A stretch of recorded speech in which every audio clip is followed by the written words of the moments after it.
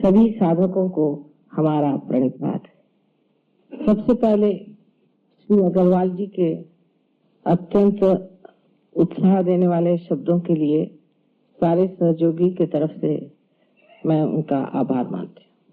सहयोग की शुरुआत एक स्त्री से हुई थी जो बढ़कर आज सागर स्वरूप हो गया है, लेकिन इसे अभी महासागर होना है।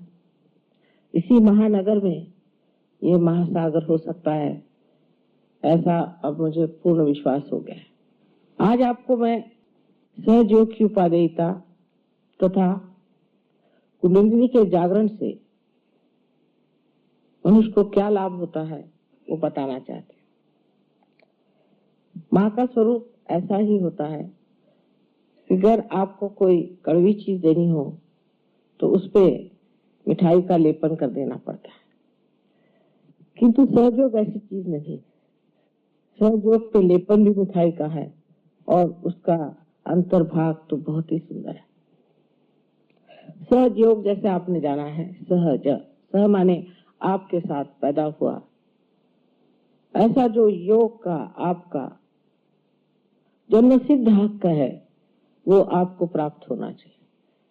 जैसे तिलक ने कहा था, बाल गंगाधर तिलक साहब ने भरी कोर्ट में कहा था कि जन्म सिद्ध हक हमारा स्वातंत्र है, उसी तरह हमारा जन्म सिद्ध हक स्वतंत्र को जानना है। ये स्व का तंत्र हमारे अंदर परमात्मा ने हजारों वर्ष संजो कर प्रेम से अत्यंत सुंदर बना के रखा हुआ है, इसलिए इसमें कुछ करना नहीं पड़ता।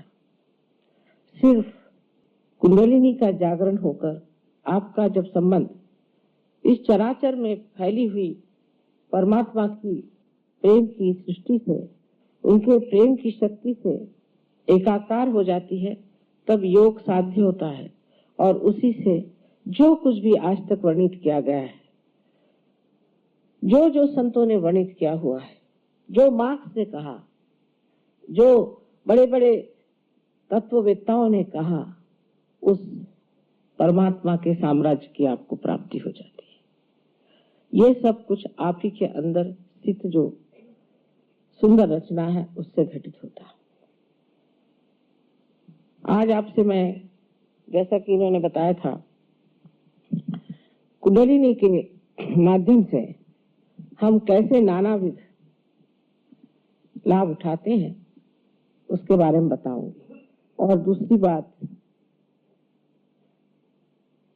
एक विनती भी है कि जिससे हमारा आज तक कभी हित हुआ ही नहीं, और अगर हित ही हमारे लिए सबसे उत्तमोत्तम चीज है, तो सब कुछ छोड़ करके हमें अपने स्वार्थ में उतरना चाहिए। स्वार्थ का अर्थ भी हमारे पूर्वजों ने बड़ा ही सुंदर बताया है। स्व का अर्थ पाना ही स्वार्थ है, लेकिन हम स्वार्थ को उल्टी तरह से समझते हैं।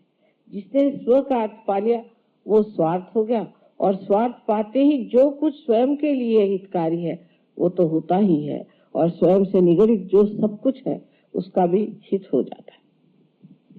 सर्वप्रथम कुंडलिनी का जागरण होना जब शुरू होता है तो श्री गणेश मूलाधार चक्र में इसकी व्यवस्था करते हैं। जिस मनुष्य के अंदर श्री गणेश की शक्ति बलवत्तर है, उसकी कुंडलिनी बहुत जल्दी ऊपर चढ़ती है और वहीं तितिक्षा में रहती है। जैसे कि छोटे बच्चे हैं जिनके दिमाग में और कोई बातें नहीं, जिनके हृदय में और कोई किलमिश नहीं है, जिनके बातचीत में कोई कठोरता नहीं है, ऐसे अबोध बच्चों को कुंडलिनी का जागरण बहुत लाभदायक होता है।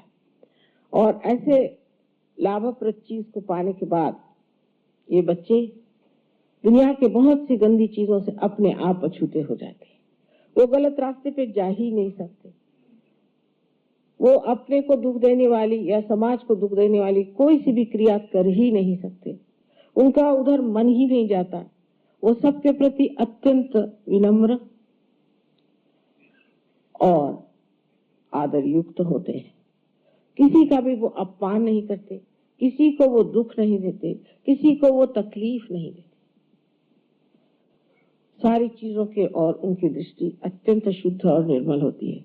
किसी की चीज छीन लेना, किसी को दूषण देना, किसी पे अपने गलतियों का बोझ डाल देना, इन सब चीजों से परे होकर के वो एक बड़े समर्थ जीव तैयार होते हैं।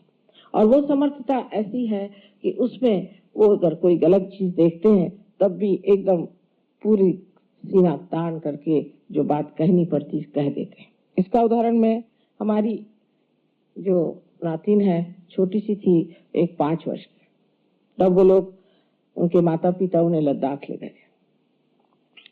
तो वहां पर उन्होंने देखा कि एक लामा साहब बड़ा सा चोगा होगा पहन करके, बाल मुंडा उंडा के बैठे हुए थे। ये बिहार के रहने वाले हैं लोग।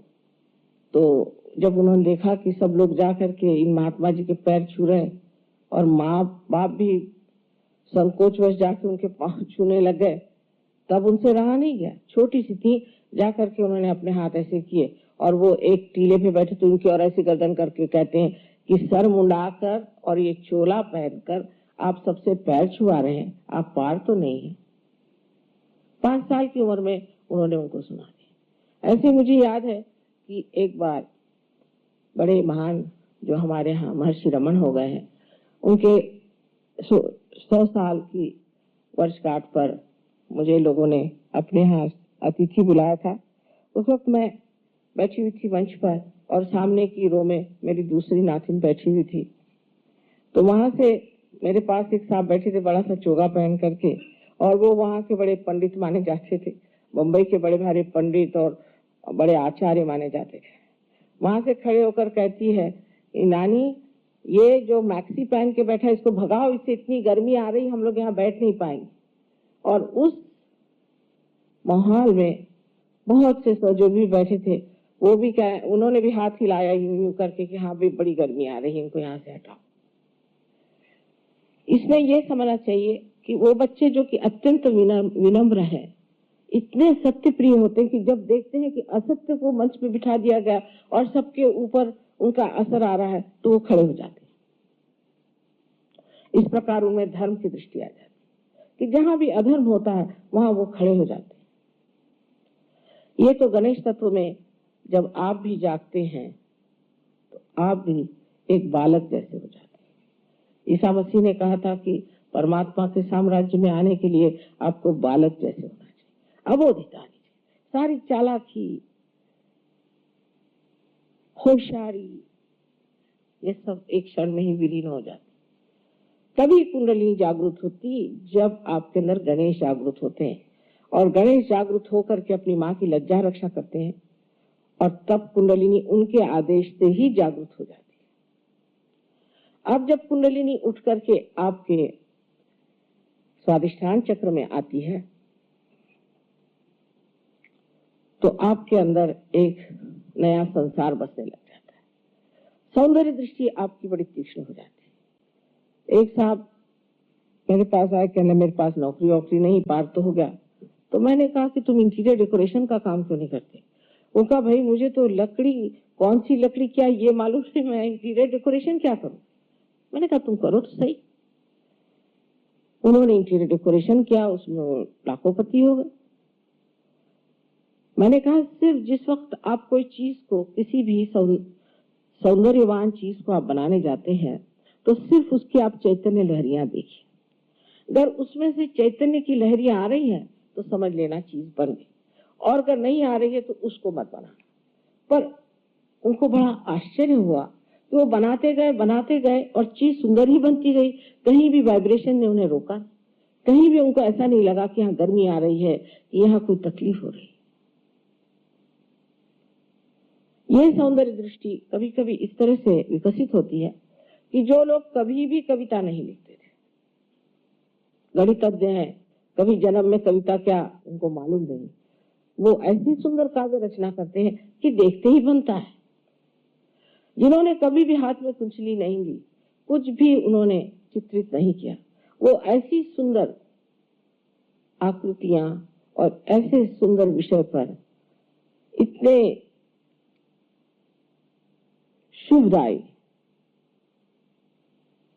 चित्र बनाते हैं कि सोचता है ये कहां से रवि वर्मा फिर से आ गए क्या इस संसार में? क्योंकि मनुष्य उसके तत्व में उतर जाता है, और वो तत्व है सौंदर्य दृष्टि। सौंदर्य दृष्टि जो मनुष्य की होती है वो बाह्य होती है, लेकिन जब वो पार हो जाता है उसकी दृष्टि सूक्ष्म हो जाती है।